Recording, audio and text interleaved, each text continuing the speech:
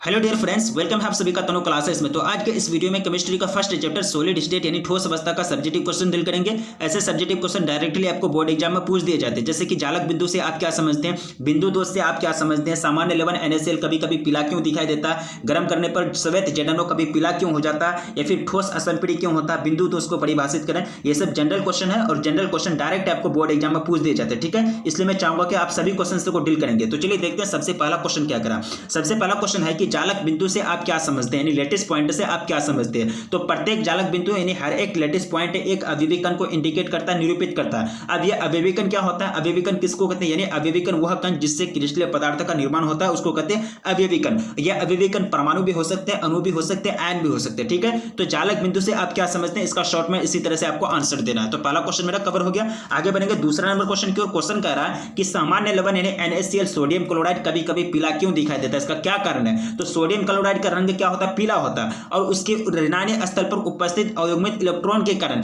यानी इसके जो ऋणायन जो स्थल है यानी ऋणायन जो स्पेस पाए जाते हैं NaCl में, तो उसमें क्या पाए जाते हैं, अयुग्मित इलेक्ट्रॉन यानी अनपेयर्ड इलेक्ट्रॉन पाए जाते हैं, जिसके कारण क्या होता है, सोडियम क्लोराइड का रंग पीला हो जाता है। और यह क्या कहते हैं कि इन स्थलों को F सेंटर कहते हैं, यानी उनके ऋणायन स्थल पर अयुग्मित इलेक्ट्रॉन पाए जाते हैं, जिसके कारण इसका रंग पीला हो जाता है। और इसको इस स्थल को क्या कहते हैं, इस जगह को F सेंटर कहते हैं। और ये इलेक्ट्रॉन उत्तेजित होने के लिए, ये जो अनपेयर्ड इलेक्ट्रॉन है यानी ऋणायन स्थल पर जो उपस्थित अनपेयर्ड इलेक्ट्रॉन है, ये उत्तेजित होने के लिए यानी अपना मोशन में आने के लिए क्या करते हैं कि दृश्य प्रकाश यानी जो दिखने वाला लाइट होता है, यानी दिखने वाला, दृश्य का मतलब होता है दिखने वाला, यानी उस पर पड़ने वाला जो लाइट होता है, प्रकाश होता है, उससे ऊर्जा को अवशोषण करते हैं, ऊर्जा का अवशोषण करते हैं, एनर्जी को खींचते हैं, जिससे क्रिस्टल यानी क्रिस्टलीय ठोस जो होते हैं वह पीला रंग का दिखाई देता है, ठीक है। तो ये जनरली ये कारण होता है NaCl का कभी कभी पीला दिखाई देने का, ठीक है। तो कारण समझ ले। अगर आपको क्वेश्चन आ जाए कि सामान्य लवण यानी NaCl कभी कभी पीला क्यों दिखाई देता है, तो इस तरह से आपको इस प्रकार उसका कारण को लिखना है, क्योंकि इसका जो कारण है अनपेयर्ड इलेक्ट्रॉन जो होता है ऋणायन स्थल पर, वो कभी कभी क्या करते हैं, प्रकाश को अवशोषित करते हैं, जिससे क्रिस्टल क्या होता है कि पीला दिखाई देता है, ठीक है। तो दूसरे नंबर क्वेश्चन कवर हो गया। आगे बढ़ेंगे नेक्स्ट क्वेश्चन की ओर। क्वेश्चन सिंपल क्वेश्चन है। क्वेश्चन करा कि गर्म करने पर श्वेत जेडनो यानी सफेद जेडनो पीला हो जाता है, ऐसा क्यों होता है। तो गर्म किए जाने पर जेडनो निम्नलिखित अभिक्रिया के अनुसार ऑक्सीजन खो देता है, जिसके कारण क्या होता है कि पीला हो जाता है। जैसे कि ये जेडनो को अगर हीट करेंगे, गर्म करेंगे, तो क्या दे, Zn2+ में बदल गया, हाफ O2 में बदल गया, प्लस 2 इलेक्ट्रॉन बाहर में निकल गया, ठीक है। ये रिएक्शन होता है, यानी गर्म करने पर जेडनो निम्नलिखित अभिक्रिया के अनुसार ऑक्सीजन खो देता है, जिसके कारण क्या होता है, वो क्या हो जाता है, पीला हो जाता है। अब देखिए Zn2+ आयन तथा इलेक्ट्रॉन अंतराकाशीय स्थानों में चले जाते हैं। ये जो इलेक्ट्रॉन निकला, ये जो 2 इलेक्ट्रॉन निकला, ये दोनों इलेक्ट्रॉन कहाँ चले जाते हैं, अंतराकाशीय स्थानों में चले जाते हैं, अंतराकाशीय जो जगह होते हैं वहां चले जाते हैं, तथा F सेंटर यानी F केंद्र बन जाते हैं, जिसके कारण जो होता है जेडनो पीला हो जाता है। अब देखिए यहाँ भी F सेंटर बना था आपका दूसरा नंबर क्वेश्चन, यहाँ जो बना था यानी ऋणायन स्थल यहाँ F सेंटर के बनने के कारण क्या हुआ था कि NaCl पीला दिखाई देता था। यहाँ F सेंटर ही कारण था, यहाँ भी जो है ये क्या कारण है, F सेंटर का ही कारण है। यहाँ भी क्या बन रहा है, यहाँ भी किसका निर्माण हो रहा है, F सेंटर का निर्माण हो रहा है, क्यों। तथा जो यहाँ क्या करते हैं कि Zn2+ आयन जो है इलेक्ट्रॉन अंतराकाशीय स्थानों में जाकर के फिट हो जाते हैं, विस्तृत हो जाते हैं, यानी डिफ्यूज्ड हो जाते हैं। उसके बाद क्या होता है कि F सेंटर का निर्माण होता है, जिसके कारण जेडनो क्या हो जाता है, पीला रंग का हो जाता है, ठीक है। ये तीसरा नंबर क्वेश्चन था, गर्म करने पर श्वेत जेडनो पीला क्यों होता है। तीसरा नंबर क्वेश्चन भी मेरा कवर हो गया। आगे बढ़ेंगे, सिंपल क्वेश्चन है। Question number 4। क्वेश्चन करा कि ठोस असंपीड़ी क्यों होते हैं। ठोस असंपीड़ी यानी जो सॉलिड होते हैं इनकम्प्रेसिबल होते हैं, उसको आप दबाइएगा तो वो दबेगा नहीं, उनका आकार में अगर चेंजिंग लाने की कोशिश कीजिएगा या फिर उसका साइज को अगर चेंजिंग लाने का कोशिश कीजिएगा तो ऐसा नहीं हो सकता। क्यों ऐसा नहीं हो सकता, ठोस असंपीड़ी क्यों होते हैं। देखिए ठोसों में जो अभिविकन होते हैं, अभिविकन किसको कहते हैं, जिससे मिलकर के बना होता है। अभिविकन क्या हो सकते हैं, परमाणु भी हो सकते हैं, अणु भी हो सकते हैं, आयन भी हो सकते हैं, ठीक है। तो ये जो अभिविकन होता है, इसके बीच में जो दूरी होता है, इसके बीच में इंटरमोलिकुलर स्पेस यानी इंटरमोलिकुलर स्पेस को कहते हैं अंतराण्विक आकर्षण यानी अंतराण्विक स्थान या फिर इंटरमोलिकुलर डिस्टेंस जो होता है वह बहुत कम होता है, यानी इसके बीच में मध्य दूरी बहुत कम होती है, यानी ये दोनों के बीच, आयन के बीच या फिर परमाणु अणु के बीच,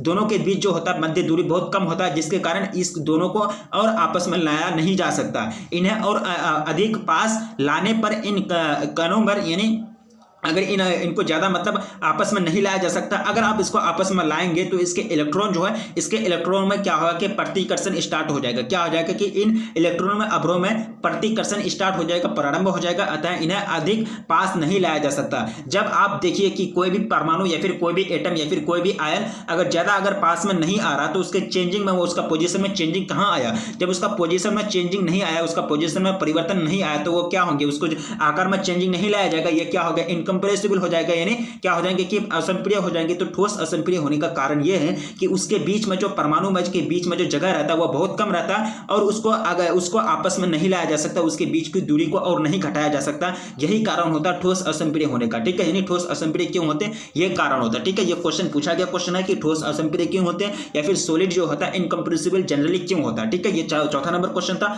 आगे हम डील करेंगे क्वेश्चन नंबर 5। क्वेश्चन करा कि बिंदु दोष यानी बिंदु डिफेक्ट जो पॉइंट डिफेक्ट जो होता है, पॉइंट डिफेक्ट होगा यानी बिंदु दोष को परिभाषा लिखें या फिर क्रिस्टलों में बिंदु दोष से यानी सॉरी दोष हो गया, बिंदु दोष से आप क्या समझते हैं, ठीक है। तो ये जो होता है जनरली आपको पहला नंबर ए नंबर में पूछा गया और बी नंबर में पूछा गया कि क्रिस्टलीय दोषों से फ्रैंकेल दोष क्यों होता है, यानी क्रिस्टलीय दोषों से फ्रैंकेल जो डिफेक्ट होता है क्या होता है, यानी क्यों होता है। देखिए ये सब चीज आपको पढ़ाया गया है थ्योरी में, फ्रैंकेल डिफेक्ट क्या होता है, बिंदु दोष क्या होता है या फिर क्रिस्टलीय पॉइंट क्या होता है, ये सारा चीज आप लोगों को थ्योरी में पढ़ाया गया चैप्टर 1 सॉलिड स्टेट का, ठीक है। तो पहला नंबर क्वेश्चन था कि बिंदु दोष को परिभाषित करें या फिर क्रिस्टलों में बिंदु दोष से आप क्या समझते हैं। तो बिंदु दोष एक क्रिस्टल में यानी बिंदु दोष पॉइंट डिफेक्ट एक क्रिस्टल में या फिर एक पदार्थ में एक बिंदु अथवा एक परमाणु के चारों ओर यानी उसके एक बिंदु है या एक पॉइंट है एक परमाणु है उसके चारों ओर होने वाले आदर्श क्या हो जाएंगे, होने वाले अनादर्श, यहाँ क्या हो जाएगा आदर्श नहीं होगा अनादर्श, यानी चारों ओर अनादर्श व्यवस्थाएं सॉरी चारों ओर आदर्श व्यवस्था में अनियमितता यानी इरेगुलेटरी जो होता है अथवा विचलन यानी विचलन को क्या कहते हैं, बिंदु दोष कहते हैं। अगर यहाँ देखिए अगर इसमें अगर चारों ओर अगर एटम सही ढंग से अरेंजमेंट में है, अगर सही ढंग से अरेंजमेंट में है कोई भी पॉइंट के ये कोई भी एटम के चारों ओर यानी कोई भी परमाणु के चारों ओर अगर उसके पड़ोसी एटम अगर सही अरेंजमेंट में है यानी अनियमितता में अगर नहीं है यानी नियमितता में है तो उसमें पॉइंट डिफेक्ट नहीं होगा। अगर अनियमितता होगा अगर इरेगुलर में सजा हुआ है तो वो क्या कहलाएंगे, बिंदु दोष कहलाएंगे, ठीक है। तो बिंदु दोष क्या होता है, एक क्रिस्टल में क्या होता है कि ये इरेगुलर यानी अनियमितता होता है यानी विचलन होता है, उसी को क्या कहते हैं बिंदु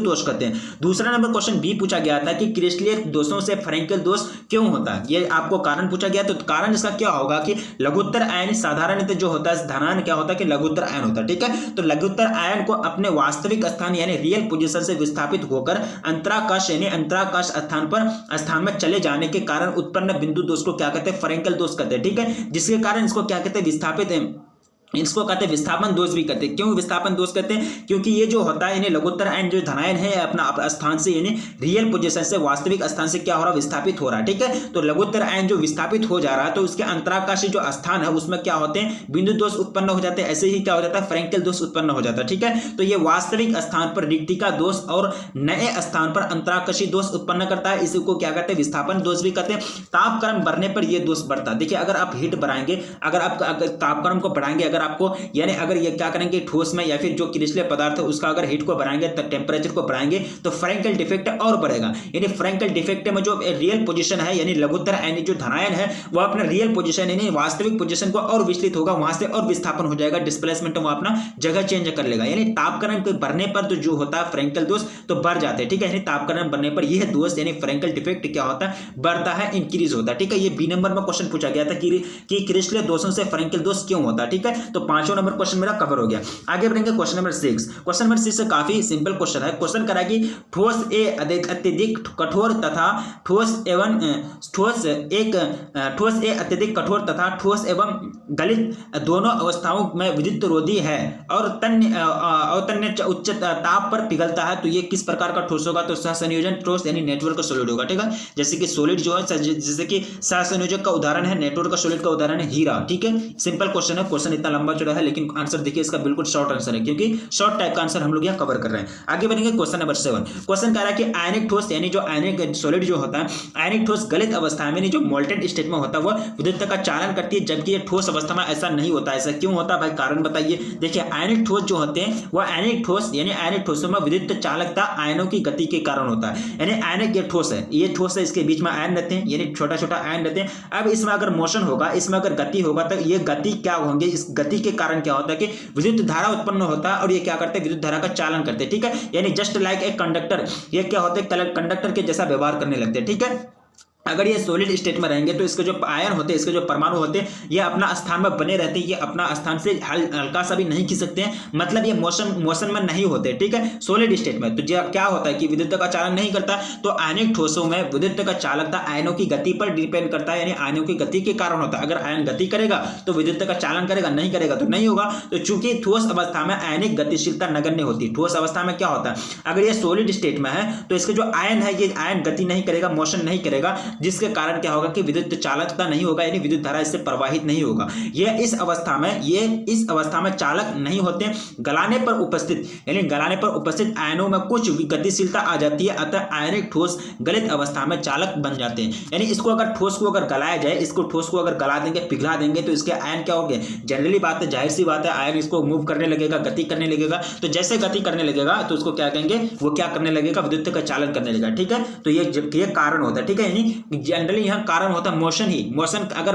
परमाणु में यानी आयन में अगर मोशन पाया जाएगा तो वह क्या होगा कि विद्युत का चालन करेगा, अगर नहीं पाया जाएगा तो नहीं करेगा। ठोस अवस्था में ठोस अवस्था में क्या होता है कि वो जो आयन होता है, जो भी परमाणु होता है, वो आयन अपना गति नहीं करता, यानी वो मूव नहीं हो पाता। क्या मूव अगर नहीं हो पाएगा तो विद्युत का चालन नहीं करेगा, सिंपल सी बात है। आगे बढ़ेंगे क्वेश्चन नंबर 8। क्वेश्चन करा कि एक क्रिस्टल में एफ सेंटर से क्या समझते हैं, या फिर एफ सेंटर क्या होता है, या फिर एफ सेंटर क्या है, ठीक है। एक क्रिस्टल में, एक ठोस में, या फिर एक क्रिस्टल पदार्थ में, यानी क्वेश्चन पूछने के तरीके भी अलग अलग हो सकते हैं। कोई जरूरी नहीं कि यह क्वेश्चन आपको सेफ्टी से पूछा जाए, ये क्वेश्चन आपको ऐसे भी पूछ सकते हैं कि एक क्रिस्टलीय पदार्थ में एफ सेंटर से आप क्या समझते हैं, एक क्रिस्टलीय पदार्थ में एफ सेंटर की विवेचना करें, ठीक है। क्वेश्चन पूछने का तरीका अलग अलग हो सकता है, लेकिन आंसर उसका एक ही होगा, ठीक है। क्वेश्चन हम डील करेंगे। क्वेश्चन करा कि एक क्रिस्टल में एफ सेंटर क्या है, तो जब क्षारीय हैलाइड को क्षारीय धातु वाष्प में वायुमंडल में गर्म किया जाता है, हीट किया जाता है, तो हैलाइड रिनाइन जो है, यानी हैलाइड निगेटिव रिनाइन जो है, निगेटिव आयन जो है, धातु की सतह पर आकर क्षारीय धातुओं पर उत्तर संयुक्त हो जाते हैं। क्या हो जाते हैं कि उस पर संयुक्त हो जाता है, और इलेक्ट्रॉन रिनाइन रिक्तिकाओं में विस्तृत हो जाते हैं, डिफ्यूज हो जाते हैं, यानी उसमें अपना जगह को छेक लेते हैं, उनका अपना जगह मतलब वह बना लेते हैं। इलेक्ट्रॉन जो मतलब रिनाइन रिक्तिकाओं को घेर लेते हैं, उसी को क्या कहते हैं, एफ सेंटर कहते हैं। इलेक्ट्रॉन जो रिनाइन रिक्तिका को घेर लेते हैं, रिनाइन रिक्तिका में डिफ्यूज्ड हो जाते हैं, विस्तृत हो जाते हैं, उसको क्या कहते हैं, एफ सेंटर कहते हैं। उसी से क्या होता है, एफ सेंटर का निर्माण होता है। तो एक क्रिस्टल में एफ सेंटर से आप क्या समझते हैं, उम्मीद करता हूं यह आंसर आपको सटीक आंसर याद होगा, ये सटीक आंसर आप दे पाएंगे, ठीक है। आगे करेंगे question number next. Question number 9, जब एक ठोस को गर्म किया जाता है, हीट किया जाता है, तो किस प्रकार का दोष उत्पन्न होता है, किस प्रकार का दोष उत्पन्न होता है, इससे कौन से भौतिक गुण प्रभावित होते हैं, यानी फिजिकल जो प्रॉपर्टीज होता है, कौन सा फिजिकल प्रॉपर्टीज पर इफेक्ट पड़ता है और किस प्रकार, ठीक है। क्वेश्चन थोड़ा यूनिक क्वेश्चन है, लेकिन इसका आंसर बहुत शॉर्ट ही होगा। देखिए, जब किसी ठोस को गर्म किया जाता है, हीट किया जाता है, तो उसका परमाणु या आयन या फिर आयन, यानी परमाणु अणु या फिर आयन कुछ भी हो सकता है, तो परमाणु अणु या फिर आयन अपने जालक स्थल से पूर्णतः हट जाते हैं। जैसे कि कोई भी ठोस को अगर हीट कीजिएगा, कोई भी ठोस को अगर गर्म कीजिएगा, तो उसका जालक स्थल यानी जालक बिंदु जो है, या जालक पॉइंट है, यानी वो जो पॉइंट पर है वो क्या करने लगेगा, मोशन करने लगेगा। यानी अगर किसी भी पदार्थ को अगर हीट करेंगे, किसी भी पदार्थ को अगर गर्म किया जाए, तो उसके आयन जो है, उसके अणु जो, उसके परमाणु जो है, वो क्या करने लगते हैं, मोशन करने लगते हैं, गति करने लगते हैं। तो क्या होता है कि वो जालक बिंदु से पूर्णतः यानी पूरा रूप से हट जाता है, इससे परिपक्वता दोष उत्पन्न होता है। ये पदार्थ के घनत्व को कम कर देता है। क्या करता है, ये क्या करता है कि अपने डेंसिटी को, पदार्थ के डेंसिटी को, घनत्व को कम कर देता है, क्योंकि कुछ परमाणु या आयन क्रिस्टल से हट जाते हैं। क्या होता है कि जैसी बात है, अगर यहाँ ठोस है, ठीक है, या अगर ये ठोस है, ये जो ठोस है, इससे अगर कोई परमाणु अगर निकल जाएगा, या परमाणु निकल करके यहाँ आ जाएगा, तो जाहिर सी बात है इसका अगर वेट घटेगा, जब वेट घटेगा, द्रव्यमान घटेगा, तो द्रव्यमान घटने से क्या होगा, घनत्व भी घटेगा। तो घनत्व किस पर डिपेंड करता है, द्रव्यमान बढ़ेगा तो घनत्व बढ़ेगा, अगर द्रव्यमान घटेगा तो घनत्व घटेगा। तो जैसे यहाँ परमाणु निकला तो इसका द्रव्यमान घटा, तो क्या हो जाएंगे, घनत्व कम हो जाएंगे, तो घट जाएंगे, ठीक है। तो 9 नंबर क्वेश्चन मेरा कवर हो गया। आगे बढ़ेंगे तो क्वेश्चन नंबर 10। क्वेश्चन नंबर 10 करा है कि एक ठोस दो तत्वों P और Q से बना, ठीक है। पहला तत्व जो है P है, दूसरा तत्व Q है। Q में सभी परमाणु CCP में है, CCP यानी CCP अरेंजमेंट में है, जबकि P में सभी परमाणु टेट्राहेड्रल वाइड्स स्थान पर स्थित है। यानी टेट्राहेड्रल जो रिक्तिकाएं होती है, यानी टेट्राहेड्रल यानी चतुष्फलकीय जो रिक्तिका आपको पढ़ाया गया है, आपको याद होना चाहिए, चतुष्फलकीय रिक्तिका, अष्टफलकीय रिक्तिका, यानी ऑक्टाहेड्रल वाइड्स। जो उस यौगिक का संरचना सूत्र बताइए, यानी P जो है वो कौन सा टेट्राहेड्रल वाइड्स में उपस्थित है, तो उस यौगिक का जो सूत्र होगा, उस यौगिक का जो फॉर्मूला होगा, वो आपसे पूछा जा रहा है। तो मान लीजिए आप कि मान लिया कि CCP में Q परमाणु की संख्या n है। कितना है, n है। अभी आपको तो ज्ञात नहीं है, यहाँ देखिए, यह परमाणु की संख्या तो नहीं बताया जा रहा, तो n की जगह आपको जो यानी परमाणु की संख्या जो हो आपको n मान लेना पड़ेगा, ठीक है। तो मान लिया कि CCP में जो Q परमाणु की संख्या n है, और अष्टफलकीय यानी ऑक्टाहेड्रल वाइड्स, छिद्र, वाइड का मतलब होता है छिद्र, क्षेत्र यानी जो स्थित यानी जो खाली जगह होते हैं यानी अष्टफलकीय की जो संख्या है वो सीसीपी में परमाणुओं की संख्या है, ठीक है। अतः ऑक्टाहेड्रल वार्ड की संख्या बराबर हो जाएंगे n, यानी सभी ऑक्टाहेड्रल वार्ड से द्वारा ग्रहण किया जाता है, ठीक है। तो अतः यौगिक में जो परमाणु संख्या होगी कितना होंगे, n होंगे। तो यौगिक का सूत्र क्या हो जाएगा, pq बराबर 2n यानी ptq हो जाएगा, ठीक है। इस तरह से 10 नंबर क्वेश्चन मेरा कवर हो गया। ये न्यूमेरिकल बेस्ड क्वेश्चन है, उम्मीद करता हूं आपको अच्छे तरीके से समझ में आ गया होगा। लेकिन ऐसा न्यूमेरिकल क्वेश्चन जनरली पूछ दिए जाते हैं, इतना टफ नहीं, थोड़ा सा टफ लग रहा है ये क्वेश्चन, लेकिन ये अगर आपको पूछे जाएंगे तो आपको वहां क्या करेंगे कि वहां पी की जगह यानी साफ साफ पूरा लिख देंगे कि पी परमाणु ये टेट्राहेड्रल ऊपर उपस्थित है और क्यू परमाणु जो है वह पोजीशन आपको वहां इंडिकेट कर दिया जाएगा, ठीक है। ये 10 नंबर क्वेश्चन मेरा कवर हो गया, ठीक है। आगे बढ़ेंगे क्वेश्चन नंबर 11। क्वेश्चन करा है कि ठोसों का आयतन निश्चित क्यों होता है, यानी ठोसों का जो आयतन होते हैं, जो भी उसका शेप होते हैं, जो भी उसका वॉल्यूम होता है वो डिफिनेट होता है, वो उसमें चेंजिंग नहीं लाया जा सकता। ऐसा क्यों होता है, देखिए ठोसों में इनके अविविकन तो आप जानते हैं अविविकन क्या होता है। तो अविविकनों का निश्चित स्थान होता है यानी फिक्स पोजीशन होता है और इनके स्वतंत्र गति नहीं होती है। क्या होता है कि इनमें कोई स्वतंत्र गति नहीं होती, यानी फ्रीली ये मूव नहीं कर सकता, ये फ्रीली मूव नहीं कर सकता। ये परमाणु अगर यहाँ है तो ये परमाणु यहाँ नहीं आ सकता, यानी फ्रीली मूव नहीं कर सकता। किस में, ठोस में। वैसे भी तो ठोस में यानी ये ठोस में, द्रव्य में या फिर गैस में तो मूव करता है, लेकिन ठोस की बात की जा रही है, ठीक है। तो ठोसों की कठोरता होती है, यानी ठोसों की कठोरता होता है और ये क्या होता है, असंप्रिय होते हैं। असंप्रिय क्यों होता है, ये जस्ट अभी हम लोगों ने कवर किया इसी वीडियो में, ठीक है। तो ये असंप्रिय होते हैं, इससे ठोसों का आयतन जो होता है निश्चित होता है, फिक्स होता है। जब परमाणु मूव नहीं करेगा, जब ये परमाणु अगर मूव नहीं करेगा तो उसका आयतन में कैसे चेंजिंग आएगा। जब परमाणु को अगर मूव कराना है तो उसका हीट करना पड़ेगा, यानी हीट करने के बाद तभी उसका परमाणु मूव करता है, उसका आयन मूव करता है। तो जब हीट ही नहीं किया जाएगा ठोस को, या फिर एक तरह से उसका परमाणु फिक्स है, तो उसका आयतन भी क्या हो जाएगा, फिक्स हो जाएगा, ठीक है। क्वेश्चन नंबर नेक्स्ट करेंगे। क्वेश्चन नंबर करा कि किस प्रकार के ठोस विद्युत चालक, आघातवर्ध और तन्य होते हैं। तो कौन सा, धात्विक ठोस, कौन सा यानी मेटालिकल सॉलिड जो है, मेटालिक सॉलिड जो है क्या होते हैं, विद्युत का चालन करते हैं। यानी विद्युत का चालक मतलब क्या होता है कि विद्युत का चालन करने वाला, यानी विद्युत को एक तरह से अपने आप से प्रवाहित होने देना क्या कहलाता है, विद्युत का चालक। यानी विद्युत का चालक का यही खासियत होता है। और आघातवर्ध का मतलब होता है उसको पीट करके, उसको मतलब एक तरह से हिट करके उसको क्या किया जाता है, उस पर फोर्स डाल करके उसको फैलाया जा सकता है, उसका क्षेत्रफल को बढ़ाया जा सकता है, उसका सतही क्षेत्रफल को बढ़ाना ही क्या कहलाता है, आघातवर्धनीयता कहलाता है, ठीक है। और तन्य का मतलब होता है लंबा खींच देना। अगर उस धातु को, अगर किसी भी धातु को क्या करते हैं कि लंबा अगर खींच देंगे, अगर जैसे कि वायर वगैरह बनाया जाता है तांबा से, लोहा से, यानी तांबा से, सोना से या फिर चांदी से, जिससे भी मतलब वायर का निर्माण होता है, तो वो क्या होता है कि तन्य होते हैं। यानी तन्य का मतलब होता है कोई धातु, ऐसा धातु जिसको खींच करके लंबा किया जा सके। तो ये जो गुण कहलाएंगे क्या कहलाएंगे, डक्टाइल यानी तन्य कहलाएंगे, ठीक है। Question number 13। क्वेश्चन क्या है कि वर्ग 14 के तत्व को n प्रकार के अर्धचालक यानी n टाइप सेमीकंडक्टर में उपयुक्त अशुद्धि द्वारा अपमिश्रित करके रूपांतरित करना, यह अशुद्धि किस वर्ग से संबंधित होना चाहिए। तो किस वर्ग से, 15, यानी इसे वर्ग 15 तत्वों से अपमिश्रित करना चाहिए। यहां चालकता में वृद्धि ऋणावेशित इलेक्ट्रॉनों के कारण होता है। किसके कारण, ऋणावेशित इलेक्ट्रॉनों के कारण होता है। यह आपका शॉर्ट क्वेश्चन था। क्वेश्चन कराते कि वर्ग 14 के तत्व को n प्रकार के अर्धचालक में उपयुक्त अशुद्धि द्वारा अपमिश्रित करके रूपांतरित करना, यह अशुद्धि किस वर्ग से संबंधित होना चाहिए। तो कौन सा वर्ग, 15 वर्ग से संबंधित होना चाहिए, ठीक है। तो टोटल कितना क्वेश्चन, 13 क्वेश्चन कवर किए। ये शॉर्ट क्वेश्चन था, ठीक है। अगले वीडियो में हम लोग इसका यानी चैप्टर बाय चैप्टर हम लोग शॉर्ट क्वेश्चन भी कवर करेंगे, यानी शॉर्ट क्वेश्चन भी कवर करेंगे, ऑब्जेक्टिव क्वेश्चन भी कवर करेंगे, यानी एमसीक्यू कवर करेंगे, उसके बाद लॉन्ग क्वेश्चन भी कवर करेंगे। ये शॉर्ट क्वेश्चन था, उम्मीद करता हूं आपको समझ में आ गया होगा। ये सब शॉर्ट क्वेश्चन क्या है कि जनरल आपको बोर्ड एग्जाम में पूछ दिए जाते हैं। तो ये शॉर्ट क्वेश्चन आप लोग एक तरह से दिमाग में फिट कर लीजिए, बैठा लीजिए, क्योंकि ये आपको 100% ये शॉर्ट क्वेश्चन पूछा जाएगा बोर्ड एग्जाम में, ठीक है। तो इसी तरह से बने रहिए। अगर आप चैनल पर पहली बार आए तो प्लीज चैनल को सब्सक्राइब कर लीजिए, क्योंकि पूरी तरह से आपको तैयारी कराई जाएगी। और वीडियो को लाइक नहीं किया तो प्लीज वीडियो को लाइक कर दीजिए और एक बार जम के अपने दोस्तों में भी शेयर कर दीजिए, क्योंकि इस तरह का कंटेंट उनको कभी नहीं मिलेगा यूट्यूब पर, ठीक है। तो रखिए अपना ख्याल, मिलेंगे फिर नेक्स्ट वीडियो में, तब तक के लिए जय हिंद।